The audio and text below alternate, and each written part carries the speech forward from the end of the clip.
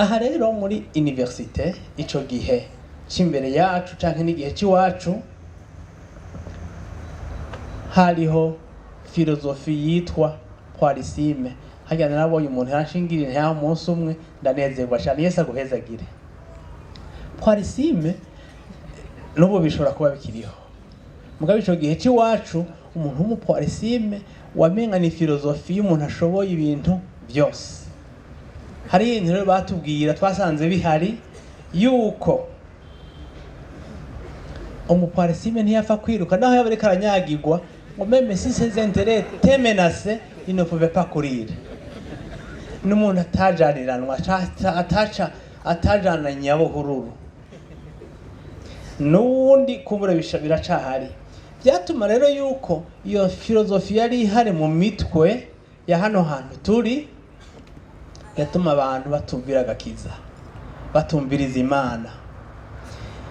Ico gihe rero ico gihe tuvuge za 92 na 3 tuca turasenga Imana. Igihe cyose kuva ijambo ry'Imana ritanguye kuvugwa kuva Imana iremye umuntu hama hariho des stratégies d'évangélisation, des stratégies de maintenir le feu de Dieu au milieu de son peuple. Hama hariho des stratégies. Ico gihe rero tuca turasenga Imana. Nico rero nagomba ndabashingira intahe mu buryo bwihuse cyane ingene twaciye dukora ico gikorwa.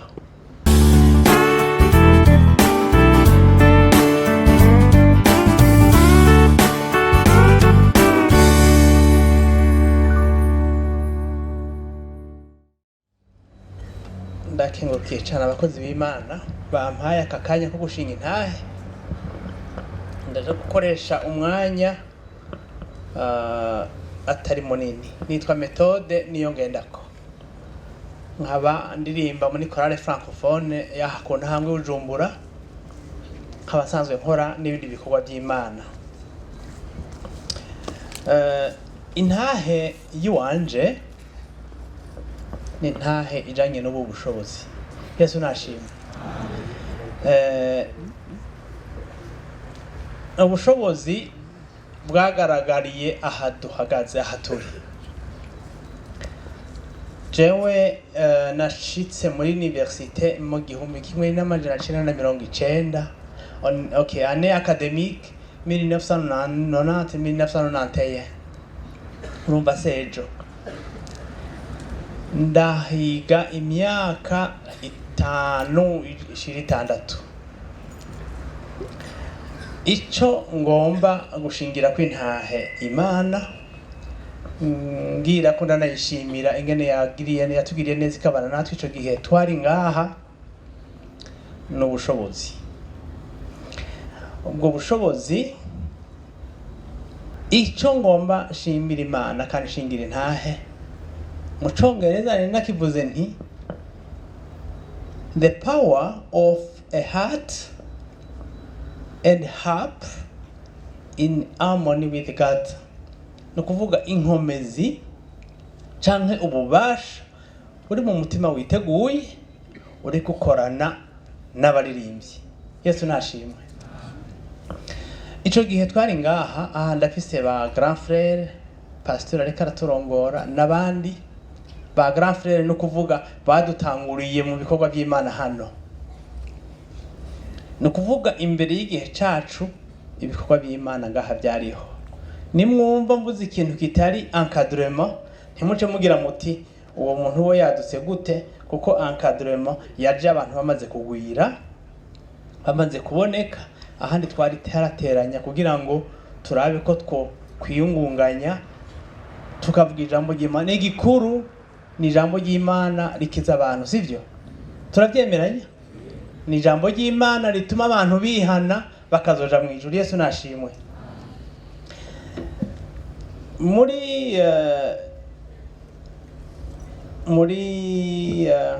Muri Samuel wa mbere igice ca 16 ku murongo wa kangahe wa 18 n'umurongo wa 23 haravuga inkuru za Dawidi nkuko muzizi uko yarari mu mutima n'ingene yari yiteguye nico yakora ngo yaririmbira Imana kuvuga yavuza instrument bita harp ariyo yayindi heart and harp in harmony with God bivamo inkomezi nyinshi.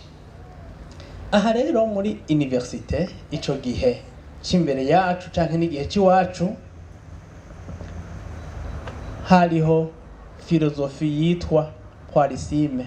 Hajya narabonye umuntu yarashingirira nta munsi umwe ndanezerwa cyane Yesu aguhezagire.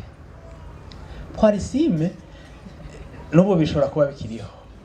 Mugabe ico gihe ciwacu umuntu w'umuparisime wamenga ni filozofi y'umuntu ashoboye ibintu byose. Hari ibintu rero batubwira twasanze bihari yuko umuparisime ntiyapfa kwiruka naho yabareka aranyagirwa ngo meme si ses intérêts te menacés il ne pouvait pas courir. N'umuntu atajaniranwa atajana nyabuhururu n'undi kubura biracahari. Byatuma rero yuko iyo filozofi yari ihari mu mitwe ya hano hantu turi yatuma abantu batumvira agakiza batumviriza Imana. Ico gihe rero ico gihe tuvuge za 92 na 3 turasenga Imana. Igihe cyose kuva ijambo ry'Imana ritanguye kuvugwa kuva Imana iremye umuntu hama hariho des stratégies d'évangélisation, des stratégies de maintenir le feu de Dieu au milieu de son peuple. Hama hariho des stratégies. Ico gihe rero turasenga Imana. Nico rero nagomba ndabashingira intahe mu buryo bwihuse cyane ingene twaciye dukora ico gikorwa. Je yuko twakoze n'ikihe twakoze igikorwa cyo gusenga no kuririmba. Ubundi twahora turirimbira nyene ahantu hasanzwe tukaririmbira igihe duteranye tukaririmba wasanga turi nk'abantu batandatu ndwi bare 10. Yesu nashime kuno munsi barengabo ahandi tukagenda ku ntahangwa kuririmba gutyo. Ico gihe rero turasenga Imana. Hariho ama evenement ashika nk'abiri. Ya mbere yari ama université, abanyeshuri bo ma université hari iminsi bahora bahura naha twaorganiza ivyo bikorwa by'Imana twaradutumira abakuru tugaca twiyungunganya rero tugategura indirimbo tugasenga. Ico gihe twashobora kwisonzesha no gusenga mu buryo bukwiye kugira ngo turiko turaririmba abantu batwumve baze barabe mugabo kandi turiko turaririmba ubwiza bw'Imana bwururuke buhure nabo bantu. Yesu nashimwe. Hariho rero ikindi gihe twigeze gutumira lecteur w'ico gihe turaririmba turasenga turashinga intahe turasoma ijambo ry'Imana aca atubwira ati finalement c'est vous qui avez raison. Ngira ndababwire yuko imbere y'ico gihe umuntu asenga Imana c'est comme s'il n'avait pas de raison. Umuntu asenga Imana yari umuntu wamenga ni muto cyane mugabo kubera iryo jambo izo ndirimbo zinjiye zikamwinjiramwo ijambo ry'Imana rikamwinjiramwo acha tubwira ati finalement c'est vous qui avez raison. Mes chers amis bavukanyi banje inshuti c'est nous qui avons raison. Ni twebwe Dufise ukuri twebwe turiko dusenga Imana turiko tuvugana n'Imana turiko turondera ubwo bushobozi bwo dukoreramwo kugira ngo ibintu bishishikare bigenda neza. Yesu nabahezagire. Ikindi gihe hariho semaine de l'université nibaza ko n'ubu zihari. Ico gihe semaine de l'université baragira des activités culturelles abatamba gasimba bagatamba hariho ama groupe musico ya ntodondagura. Ico gihe turagira tuti reka natwe turondere nimero muri groupe universitaire.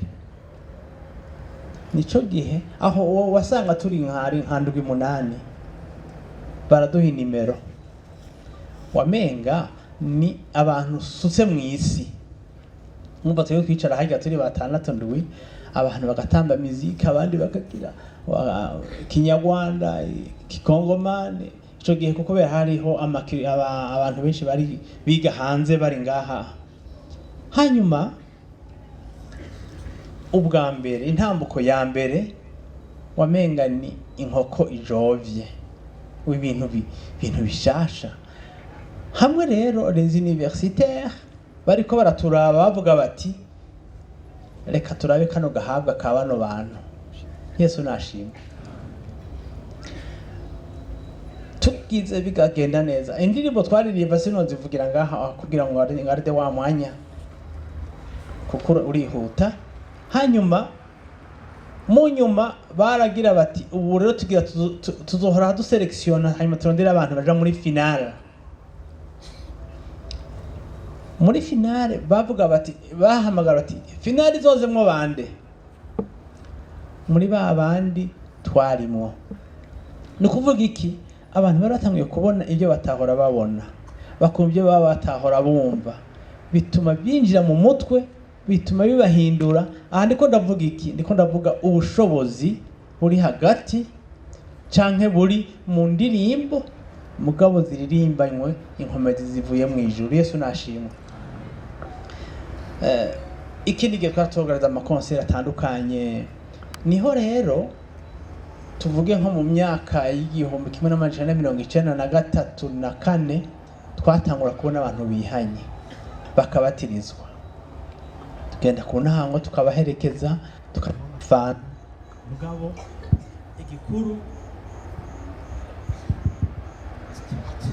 igikuru nuko abantu baca batangura kumva ijambo ry'Imana bakihana, hanyuma bagakizwa. Yesu nashimwe. Ikindi gihe arico ngira ntempereza ko twahora tworganiza ama séance d'évangélisation tugasohoka. Gihe kimwe rero duherekeza abantu bagiye kuvuga ubutumwa mu makambi y'impunzi Ingozi. Hari amakambi y'impunzi ashika kurana canke ata. Ayo makambi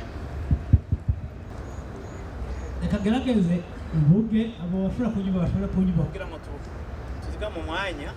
Hanyuma tugiye kuvuga ubutumwa muri ayo makambi yaba arimo abantu by'ukuri bahuye n'intambara kandi n'umubaro w'intambara, kuko bagira bati inyuma yabo muzananye ngo baririmbe hariho abantu baje kugira ngo bazi badutere.